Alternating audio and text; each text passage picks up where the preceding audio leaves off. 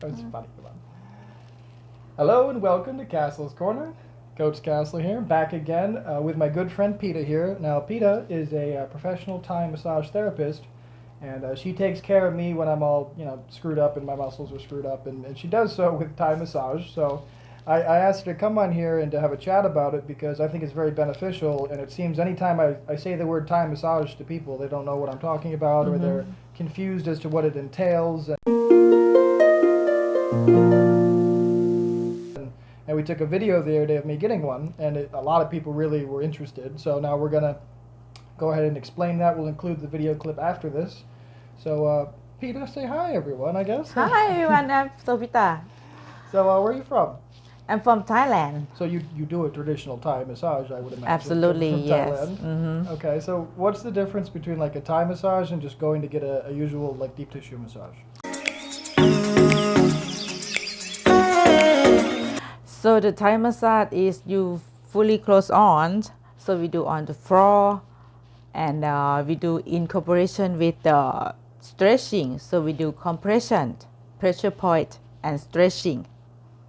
What kind of clothes? I was just curiosity. It's like a loosened and comfortable clothes because we do a lot of lifting your legs and the movement. I mean, we never covered this, but I guess that's because I wear sweatpants and baggy It's shirts. yeah. So wasn't doing that for you. That's just my comfortable clothes. I didn't know that. I just learned something. You see, that's why we're doing the podcast. So, well, what else isn't it? It's stretching. What kind of stretching? I mean, I know what you do to me. You fold me up like a pretzel. But what are you doing with the stretching? So the stretching so differently because the Thai massage we do the passive stretch. So before do the stretchings, we have to do like a loosen up, the soften the muscle first, and do a lot of movement of the joint to increase the range of motion, and then do stretching. So it's a passive stretch. So your muscle is relaxed before we stretch you. We should probably be clear on that. Me and you know the difference, but what's the difference between a passive stretch and an active stretch? There's a big difference. So the active stretch like a yoga, if you do yoga, is the active stretch. So what makes it active then? You stretch yourself. With muscle. With the your own muscle muscles. force. Yes. Your own muscle force. So it's just that I'll have a lot of clients have to do the yoga and they say they stretch enough, but I think it's the difference because even you do the yoga, do stretching, but you contract the muscle. The muscle, it doesn't relax. Well, what people don't understand about yoga, and you'll know this, maybe not in these words, but when you do yoga, you're basically doing a lot of isometric holds. You're contracting the muscle in one particular area isometrically, but only in that area, and that actually produces locked muscles. We've talked about this before, but when you have a contraction of one period of time, for an extended period of time, it's actually not stretching, it's the opposite. You're making it worse. A lot of people don't understand that. I'm not saying all yoga, but a lot of yoga nowadays, those poses, they incorporate that. But so loose clothes, you have passive stretching. Why don't you talk about who should do Thai massage? So I would say that everyone could do the Thai massage. Except that some people have the problem with like a bone density. It's kind of like that. Elderly people still can do the Thai massage too, but we have to be awareness. But mostly my client is like a athlete, bodybuilder, trainer. Well, you take care of me. Who the one is like do the workout or like because like the Thai massage is like can help with like everything. I could say that everything because we do a lot of technique in that. Well, something I wanted to ask: how can you tell if somebody knows what they're doing with Thai massage versus somebody who does not know what they're doing with Thai massage? Is there a clear indicator for somebody who's uneducated? Oh, that is, I don't know, because I think it's like you have to get the good massage and you know it's a good massage. Once you've had the experience of the good one, it's kind of that because I got some clients like, oh, I get the Thai massage before, and then because me and just like it's different. So I can tell like because if you have someone and you think already good, but you get the better, you will know it. Well, it's true with me, my massages as well. I've had, God knows how many massage therapists over the years. And I remember when I first kind of started, getting massages and stuff, I was like, oh, these are amazing, these are great. And then I had some professional ones done that actually fixed me and actually, helped a lot.